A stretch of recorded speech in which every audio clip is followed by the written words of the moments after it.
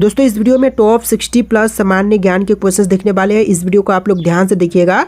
इस वीडियो में आपका पहला सवाल है, भारत में पूर्णतः साक्षर जिला कौन सा बना था। तो सर्वप्रथम पूर्णतः साक्षर जिला जो है इनमें से बना था एर्नाकुलम। ऑप्शन नंबर सी बिल्कुल सही जवाब कीजिएगा, एर्नाकुलम जो कि सबसे पहला पूर्णतः साक्षर जिला बना था। देखिए आपका अगला सवाल है, मंगलयान मिशन को किसने लॉन्च किया था। तो मंगलयान मिशन को लॉन्च करने वाला इनमें से हो जाएगा इसरो। ऑप्शन नंबर बी बिल्कुल सही जवाब कीजिएगा, इसरो ने लॉन्च किया था। चलिए अगला सवाल, कौन सी पर्वत श्रृंखला पूर्वांचल का हिस्सा है। तो इनमें से पूर्वांचल का हिस्सा जो है हो जाएगा नंगा हिल्स। ऑप्शन नंबर बी बिल्कुल सही जवाब कीजिएगा, नंगा हिल्स जो कि पूर्वांचल का हिस्सा है। देखिए क्वेश्चन नंबर 4 है, नैनीताल झील किस प्रकार की झील है।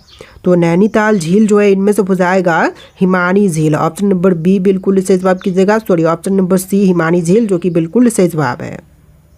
देखिए क्वेश्चन नंबर 5 है, भारत में गुप्त लेखन से जुड़ी संस्था कौन सी है।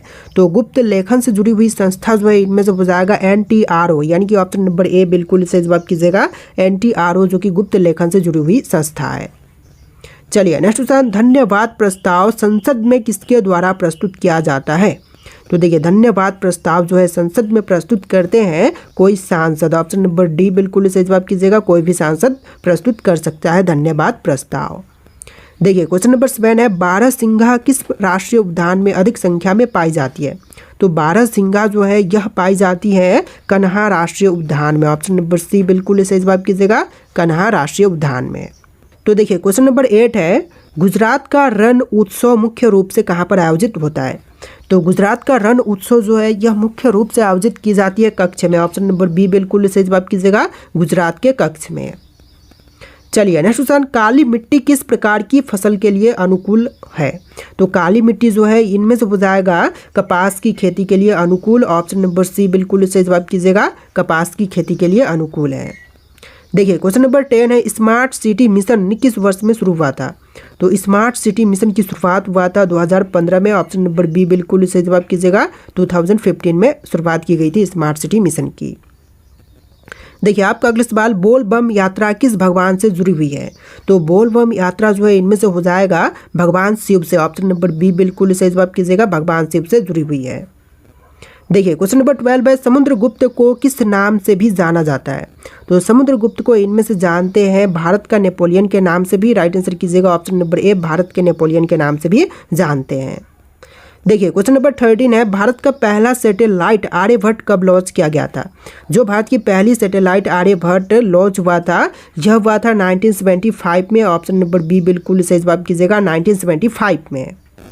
देखिए क्वेश्चन नंबर 14 है, भारतीय राजस्व सेवा किस मंत्रालय के अधीन है। तो भारतीय राजस्व सेवा जो है इनमें से अधीन हो जाएगा वित्त मंत्रालय का। ऑप्शन नंबर बी बिल्कुल सही जवाब कीजिएगा, वित्त मंत्रालय के अधीन, जी हाँ ऑप्शन नंबर बी बिल्कुल सही जवाब रहेगा, वित्त मंत्रालय के अधीन है। देखिए अगला सवाल, भारत के किस राष्ट्रपति ने आपातकाल लगाया था। तो सबसे पहले आपातकाल लगाने वाले राष्ट्रपति जो है इनमें से हो जाएंगे Fakhruddin Ali Ahmed. Option number C बिल्कुल सही जवाब है, फखरुद्दीन अली अहमद ने सबसे पहले लगाया था। तो देखिए आपका अगला सवाल है, फ्लेमिंगो फेस्टिवल भारत के किस राज्य में आयोजित किया जाता है। तो फ्लेमिंगो फेस्टिवल जो है इसका आयोजन जो है इनमें से होती है आंध्र प्रदेश में। ऑप्शन नंबर बी बिल्कुल सही जवाब कीजिएगा, आंध्र प्रदेश में। देखिए अगला सवाल, भारत में लोकपाल की सिफारिश किस आयोग ने की थी। तो लोकपाल की सिफारिश जो है इनमें से किया था ऑप्शन नंबर सी सनातनम आयोग ने। ऑप्शन नंबर सी शांतनम आयोग ने। ऑप्शन नंबर सी बिल्कुल सही जवाब कीजिएगा। देखिए क्वेश्चन नंबर 18 है, बुंदेलखंड मुख्यतः किन दो राज्यों में फैला हुआ है। तो बुंदेलखंड जो है इनमें से दो राज्यों तक फैली हुई है, मध्य प्रदेश से लेकर के उत्तर प्रदेश तक। ऑप्शन नंबर बी बिल्कुल सही जवाब कीजिएगा, मध्य प्रदेश से उत्तर प्रदेश तक। चलिए नेक्स्ट क्वेश्चन देखते हैं, ईस्ट इंडिया कंपनी भारत आई थी किस सम्राट के शासनकाल में। तो देखिए ईस्ट इंडिया कंपनी जो है भारत में आया था जहांगीर के शासनकाल में। ऑप्शन नंबर सी बिल्कुल सही जवाब कीजिएगा, जहांगीर के समय में। देखिए क्वेश्चन नंबर 20 है, भूपेन हजारिका किस क्षेत्र से संबंधित है। तो भूपेन हजारिका की बात करें तो इनमें से संबंधित है संगीत से। ऑप्शन नंबर बी बिल्कुल सही जवाब कीजिएगा, संगीत से। देखिए क्वेश्चन नंबर 21 है, भारत का पहला टेस्ट ट्यूब बेबी कौन सा था। तो सबसे पहला टेस्ट ट्यूब बेबी जो है इनमें से हो जाएगा दुर्गा। ऑप्शन नंबर बी बिल्कुल सही जवाब कीजिएगा, दुर्गा जो कि सबसे पहला टेस्ट ट्यूब बेबी था। देखिए नेक्स्ट क्वेश्चन, भारत में हस्तशिल्प दिवस कब मनाया जाता है? तो हस्तशिल्प दिवस जो है इनमें से मनाते हैं 10 अप्रैल के दिन। ऑप्शन नंबर ए बिल्कुल सही जवाब कीजिएगा, 10 अप्रैल के दिन। चलिए अगला सवाल, भारत में न्यूनतम मजदूरी अधिनियम कब पारित हुआ था? तो न्यूनतम मजदूरी अधिनियम पारित किया गया था 1948 में। ऑप्शन नंबर बी बिल्कुल सही जवाब कीजिएगा, 1948 में पारित किया गया था। देखिए क्वेश्चन नंबर 24 है, कौन सा ग्रह प्राकृतिक उपग्रहों का राजा कहलाता है? तो प्राकृतिक उपग्रहों का राजा जो है इनमें से कहलाती है बृहस्पति ग्रह। ऑप्शन नंबर सी बिल्कुल सही जवाब कीजिएगा, बृहस्पति ग्रह। चलिए क्वेश्चन नंबर 25 देखते हैं, किस धातु को पारा कहते हैं? तो पारा जो है इनमें से कहलाती है मरकरी। ऑप्शन नंबर ए बिल्कुल सही जवाब कीजिएगा, पारा जो है मरकरी कहलाती है। ऑप्शन नंबर ए बिल्कुल सही जवाब है। देखिए क्वेश्चन नंबर 26 है, नाट्य शास्त्र के रचयिता कौन थे?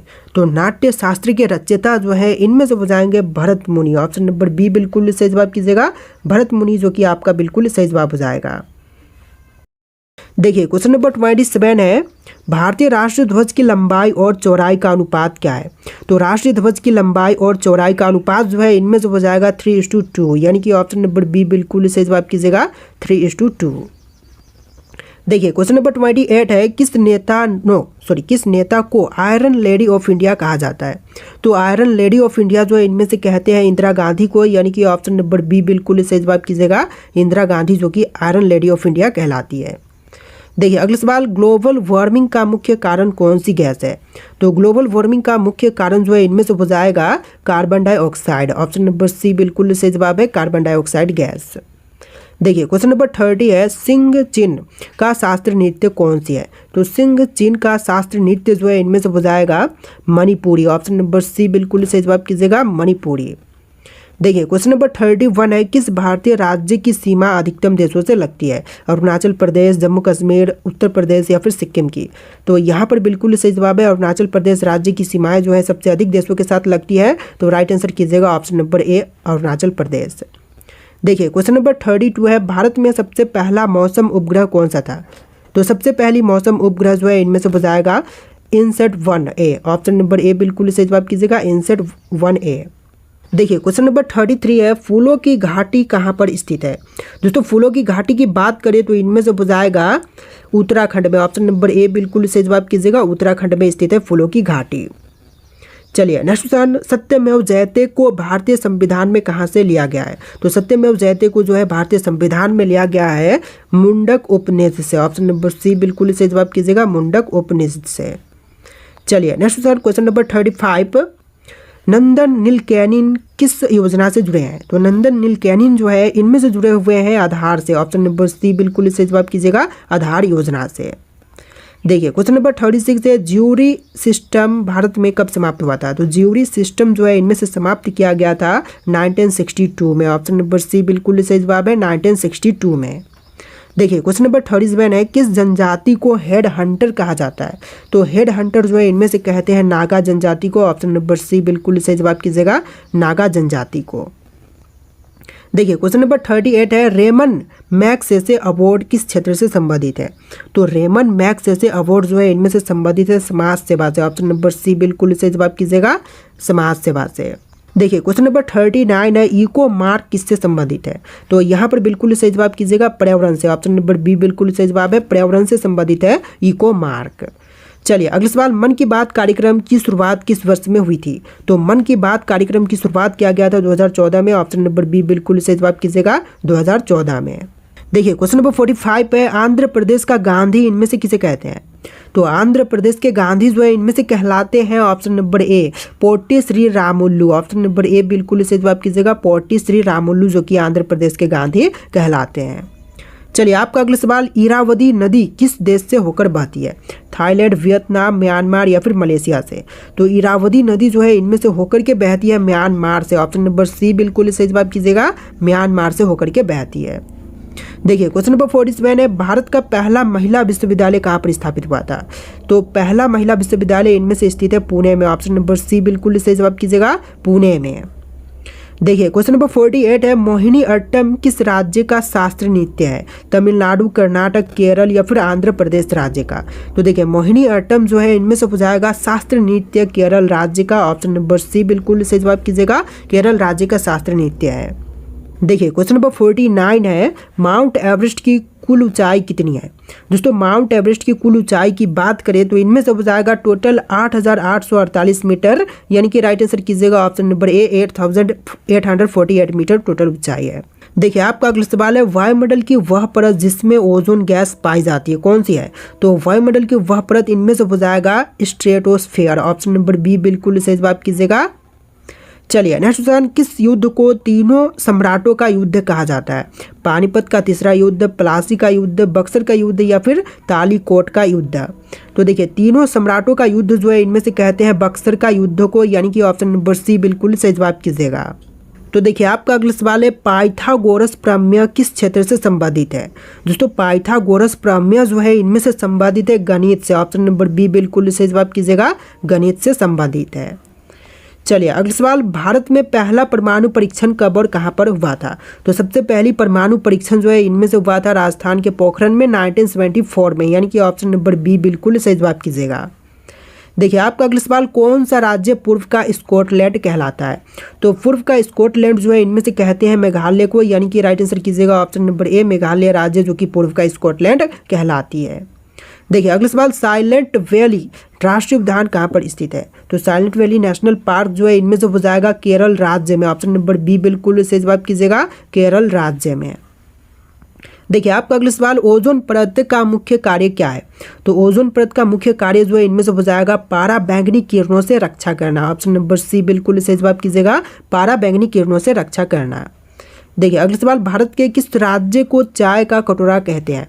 तो चाय का कटोरा जो है इनमें से कहते हैं असम राज्य को, यानी कि राइट आंसर कीजिएगा ऑप्शन नंबर बी असम राज्य जो कि चाय की कटोरा कहलाती है। देखिए अगला सवाल, आईएनएस विक्रांत का निर्माण कहाँ पर हुआ था। तो आईएनएस विक्रांत का निर्माण जो है इनमें से हुआ था भारत देश में, ऑप्शन नंबर सी बिल्कुल सही जवाब कीजिएगा, भारत देश में हुआ था आईएनएस विक्रांत का निर्माण। देखिए अगला सवाल, राष्ट्रगान जन गण मन पहली बार कब गाया गया था।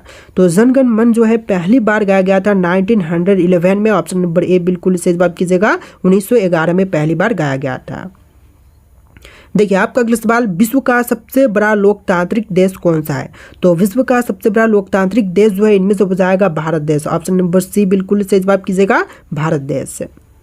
चलिए अगला सवाल, कालीबंगा किस नदी के किनारे पर स्थित है। तो कालीबंगा की बात करें तो इनमें से हो जाएगा घग्गर नदी के पास, ऑप्शन नंबर सी बिल्कुल सही जवाब कीजिएगा, घग्गर नदी के पास।